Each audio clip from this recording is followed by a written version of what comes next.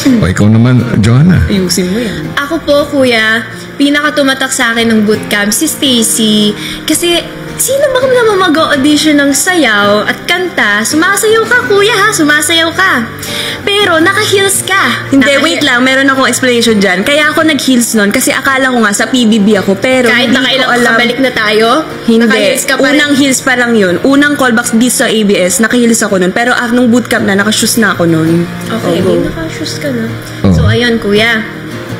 Sobrang niya talaga, sobrang statement talaga nung bootcamp kasi naka-all pink siya, hair clips na talagang ang kinang-kinang, tas naka-heels pa nga siya, ganon.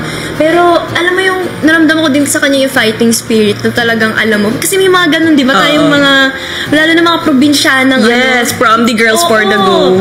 mga palaban talaga. Doon na-feel ko sa kanya yun. Talagang meron siyang, nakaka-intimidate siya. Nakaka-intimidate po siya Wow, sa na-intimidate Oo. ka. Kala ko, maldita ka eh.